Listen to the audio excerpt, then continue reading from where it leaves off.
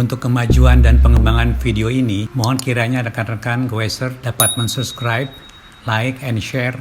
Terima kasih.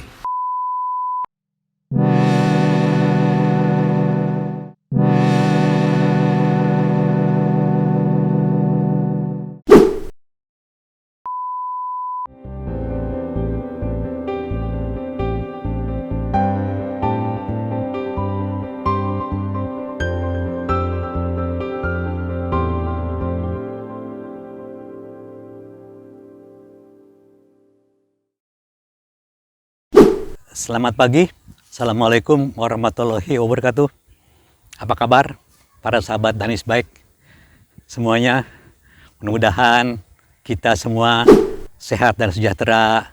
Begitu juga dengan keluarga kita semua diberikan rezeki dan rahmat Allah yang banyak. Teman-teman, kembali lagi Danis Baik di sini menjumpai rekan-rekan semuanya. Ada hal yang tadi malam ya saya renungkan, pikirkan kira-kira apa ya yang objek yang bisa saya sampaikan ya. Kebetulan pada hari ini atau hari Minggu akhirnya tercetuslah ya suatu objek yang barangkali ya agak tidak biasa, sebagaimana yang umumnya Danis Baik sampaikan, yaitu mengenai sedikit kita berfilosofi ya. Filosofi yang di luar bidang teknis, yaitu filosofi bersepeda ya. Kalau bahasa Inggrisnya itu cycling philosophy. Cycling philosophy. Itulah teman-teman. Jadi teman-teman rata-rata ya, memang saya juga terus terang demikian lama bersepeda ya, akhirnya saya juga mendalami ya bidang spiritual ya yang ya selaras dengan inti dari keagamaan lah, mengenai prinsip keagamaan yang ada hubungan dengan jiwa ya, dengan batin ya, dengan penghidupan ya, dengan karya kita sebagai khalifah di muka bumi ini ya. Ya lama-lama saya hayati juga selaras dengan hobi saya bersepeda. Nah, jadi dalam perjalanan itulah ya saya menemukan sesuatu yang spesifik ya, yang barangkali ini juga dialami ya pada sebagian orang ya dengan hobinya masing-masing, diantaranya bersepeda. Kalau saya ingat-ingat kembali beberapa cerita, bukan cerita ya, kejadian lah, sejarah ya mengenai tokoh-tokoh agama ya, diantaranya Buddha ya, Buddha Gautama ya. Demikian panjang perjalanan hidup beliau ya, Buddha Gautama ini. Tadinya dia di istana, kemudian ada sesuatu lah yang merasa dia kurang ya, sehingga dia melakukan suatu perjalanan keluar dari istana. Dia melakukan perjalanan, suatu journey ya, demikian panjang. Ya, akhirnya dia menemukan suatu yang lebih berharga dibandingkan dengan penghidupan yang mewah yang ada di istana, yaitu mengenai batini ya. Dia tidak hanya berjalan demikian rupa aja keluar istana dan melakukan perjalanan. Perjalanan itu nyatanya bagi dia juga paralel dengan perjalanan ke dalam diri teman-teman, ke dalam diri pribadi, ke dalam intisari, ke dalam esensi yang lebih halus ya dari diri fisik manusia. Itu bagian daripada esoterik ya, bagian dari intrinsik, bagian dalam daripada diri manusia itu sendiri, yaitu mengenai batin. Nah, demikian juga tokoh-tokoh yang lain ya, melakukan perjalanan. Nabi Musa ya, dia berjalan ya ke Bukit Sinai, dia suatu lembah ya, akhirnya dia menaiki suatu bukit ya. Nah, itu juga merupakan suatu perjalanan teman-teman. Di samping perjalanan dia berjalan kaki, dia juga sebenarnya ya berjalan ke dalam diri, ke dalam batin. Nah, itulah yang terjadi Nabi Musa, demikian juga ya. Nah, jadi ada tokoh-tokoh yang lain saya kira juga begitu ya. Ada suatu proses perjalanan ya. Kebetulan saya waktu kurang lebih 2 tahun lalu lah ya, saya goes ke puncak ya, ke puncak.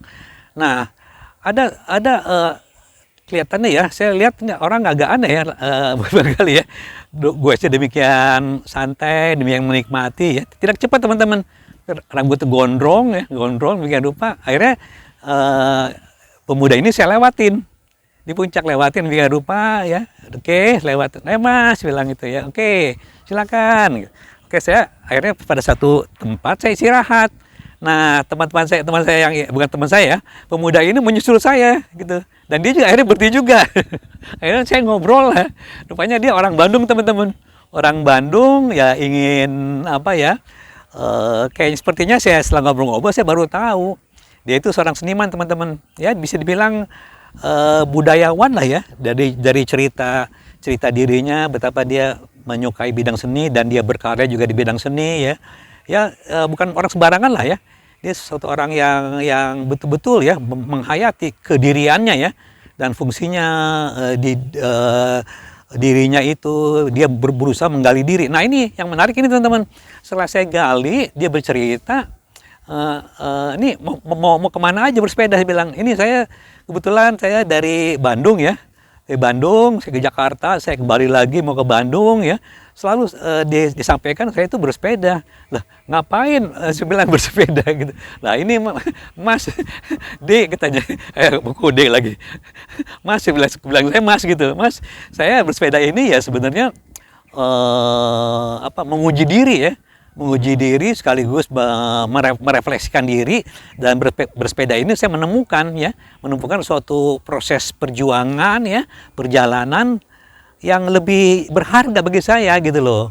Yaitu saya akhirnya lebih memahami diri saya sendiri dengan kekurangan saya ya, dengan kesabaran saya mendaki, kemudian juga ada jalan menurun, saya nikmatin sehingga saya lebih bisa menghayati diri saya, lingkungan saya ya, dan interaksi dari itu semua. Nah, ini teman-teman, ini suatu hal yang sampai sekarang saya jadi teringat terus ya, bahwa pemuda ini yang bersangkutan ini ya, saya kira ya betul ya, sama dengan tokoh-tokoh yang lainnya ya, yang selalu melakukan perjalanan ya dalam mencari sesuatu. Kalau zaman dulu memang beliau-beliau ini ya para tokoh sufi diantara atau tokoh-tokoh yang bilang pemuka kebajikan ya, itu melakukan perjalanan. Diantaranya juga yang selain yang dua orang tadi ada Al-Ghazali ya, suatu pemuka agama Islam ya, yang memang tadinya dia udah begitu ahli di bidang hukum-hukum Islam dan dia dihormati sekali di suatu perguruan pada zamannya. Tapi dia akhirnya setelah kedatangan seorang musafir dan berdialog, dia ngerasa terpukul sekali karena beberapa pertanyaannya atau diskusinya dari yang bersifatnya filosofis itu begitu mudah dipatahkannya atau begitu rendah ya derajatnya dengan jawaban-jawaban dari seorang musafir itu. Akhirnya dia meninggalkan segala atribut di perguruan itu sebagai guru atau sebagai orang yang dihormati. Dia melakukan perjalanan, teman-teman, sekian puluh tahun ya. Akhirnya dari situ dia mendapatkan suatu perjalanan ya, yang bukan hanya perjalanan begitu aja menjadi musafir, ternyata itu juga merupakan perjalanan ke dalam diri, teman-teman. Nah, itulah beberapa contoh, sama dengan seorang pemuda yang saya temui juga demikian. Nah, kembali lagi teman-teman kepada kita sendiri ya, diri kita ya. Saya kira mungkin ya, saya tidak tahu mengenai data teman-teman yang melakukan suatu perjalanan ya dengan hobi sepedanya ini. Apakah teman-teman itu terrefleksi ya, bahwa perjalanan itu bukan hanya perjalanan bersepeda demikian rupa dari titik A ke titik B, atau dalam proses perjalanan itu dia menggali sesuatu yang terrefleksi ya, interaksi antara dirinya dengan alam ya, dengan suatu keberkahan ilahi yang selalu ditemuinya, dan interaksi juga dengan orang-orang yang ditemuinya yang membuat dirinya itu sama dengan manusia yang lain gitu, karena dia betul-betul menghayati. Saya tidak tahu persis ya. Saya kira teman-teman yang lain juga setelah melakukan itulah sebagian besar ya. Tapi kembali lagi bahwa perjalanan bersepeda itu saya kira juga hampir-hampir sama ya dengan perjalanan ke dalam diri gitu loh. Perjalanan ke dalam diri dan merefleksikan ya suatu keharmonian dengan alam. Inilah teman-teman, inilah judul yang saya akan sampaikan sebagai satu judul yang sifatnya filosofi, yaitu filosofi bersepeda atau cycling filosofi ya, atau di dalam pengertiannya itu suatu perjalanan ya ke dalam diri ya. Jadi semacam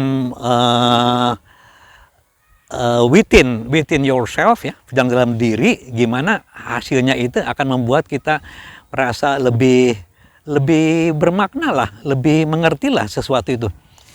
Kepada hal yang demikian teman-teman, terang aja ya, ya kalau misalnya kita ikut komunitas demikian rupa ya, saya kira ada baiknya juga ya, atau kita sendiri dalam perjalanan ada baiknya juga kita turutlah.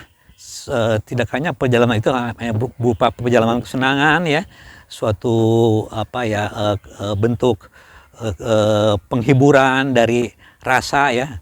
Jadi kita bergembira, bersenang, batin juga terisi ya. Tidak hanya itu aja saya kira ya. Teman-teman juga bisa melakukan suatu perjalanan bersepeda itu dalam waktu yang panjang, entah itu dengan komunitas, itu dengan sendiri, yaitu sepanjang perjalanan kita sebenarnya bisa menghayati tiap kayuhan yang kita lakukan itu ya, itu sebenarnya ya sebaiknya ya kita selalu berinterferensi ya dengan gelombang keberkahan dari alam yang diberikan oleh Tuhan ya. Kita merasakan bahwa diri kita itu ya independen gitu loh. Diri kita itu bersepeda dan tidak menggunakan sarana lain. Memang hanya tenaga kita ya, udara yang kita napas, yang kita hirup itu merupakan energi kita yang bereaksi dengan suatu tenaga yang ada di darah ya, karbohidrat itu ya, dan menggerakkan otot kita sehingga itu bisa bergerak demikian itu kita hayati betul. Jadi setiap gerakan itu yang ada hubungannya sama nafas, dengan perasaan dan metabolisme tubuh ya, itu kita satukan teman-teman ke dalam suatu keingetan ya, suatu keelingan ya, yang kita refleksikan bagi suatu kesadaran diri, lingkungan, dan keberkahan ilahi gitu. Itu menyatu ke dalam suatu perjalanan. Jadi itu tidak semata-mata perjalanan menempuh jarak ya, dengan menaklukkan tanjakan bahwa kita itu mampu, bahwa kita itu ya bisa dibilang hebat gitu secara fisik dan lain-lain. Saya kira bukan itu tujuan utamanya menurut saya ya. Selainnya fisik itu yang akan menambah kematangan atau kekayaan jiwa kita itu, yaitu perjalanan ke dalam diri sendiri teman-teman. Jadi insight ya, insight journey ya, memperluas wawasan ya, dan juga within journey yourself. Jadi perjalanan ke dalam ya diri sendiri. Itulah yang saya kira yang bisa mengiringi perjalanan ya, perjalanan kita menempuh jarak ya. Itu suatu hal yang bisa kita lakukan ya, dan yang manfaatnya sangat besar teman-teman. Terus terang kalau saya pikir-pikir ya mengenai pertumbuhan kejiwaan orang dari kematangan usia itu tidak selalu selaras dengan kematangan jiwa ya, apalagi kematangan yang dibilang penghayatan kepada hal yang batini, yang sifatnya spiritual. Nah dengan bersepeda ini atau dengan hobi-hobi yang lain, saya kira teman-teman bisa meninggikan perjalanan kematangan spiritual teman-teman gitu loh. Sehingga kita memiliki kepekaan yang lebih ya, memiliki suatu kekayaan jiwa ya, memperkaya jiwa dan lebih mengenal Tuhan teman-teman. Itu tujuannya adalah mengenal Tuhan kita gitu. Agama itu memang suatu paduan singkat ya, mengenal Tuhan dengan ayat-ayatnya yang sudah jelas di semua agama itu memperkenalkan Tuhan. Tapi caranya itu gimana? Saya kira tiap-tiap mazhab, tiap-tiap perguruan atau tiap-tiap agama itu ada caranya yang berbeda-beda, tapi inti tujuannya sebenarnya sama teman-teman, mengarah kepada pengenalan dan pendekatan ke Tuhan. Nah inilah suatu kebahagiaan teman-teman, suatu kebahagiaan sejati yang akan kita peroleh yang tiada habisnya. Yaitu bersepeda itu sebenarnya suatu berkah teman-teman ya, suatu berkah. Anak kita bisa memaknai bersepeda itu sebagai suatu proses untuk kematangan jiwa ya, bertumbuh jiwa dan kematangan spiritual teman-teman.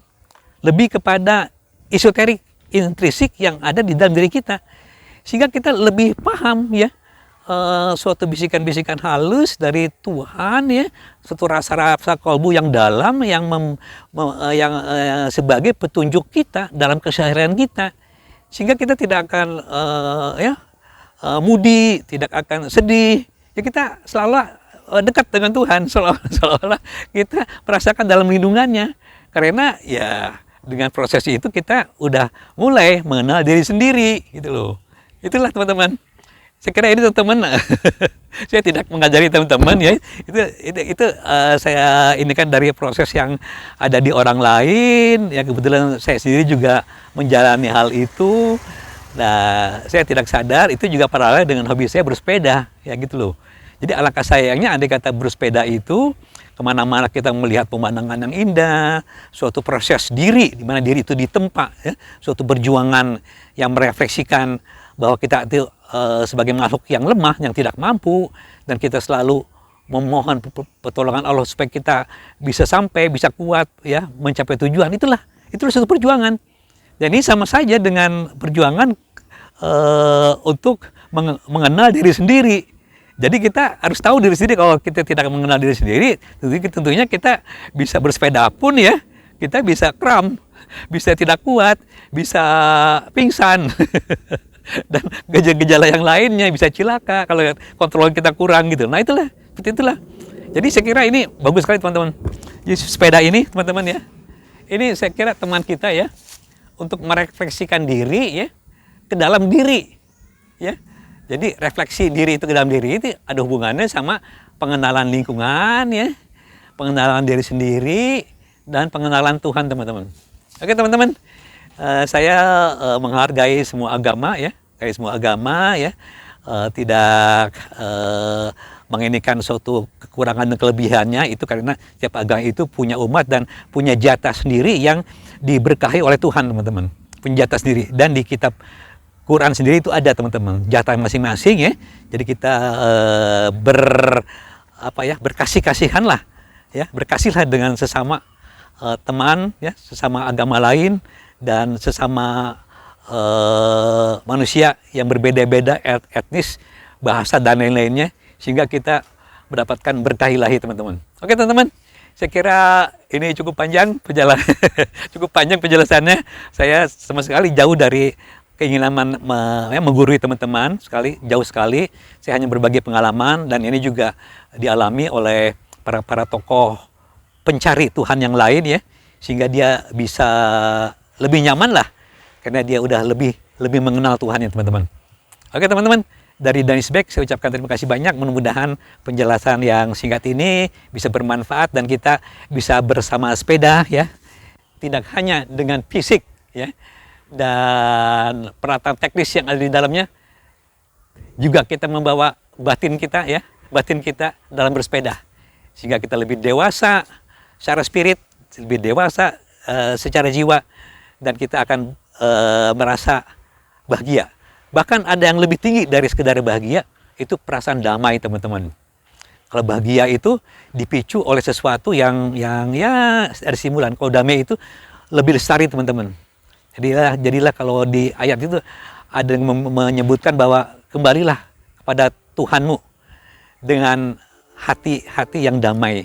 Oke, dari Danisbek saya ucapkan terima kasih banyak. Assalamualaikum warahmatullahi wabarakatuh.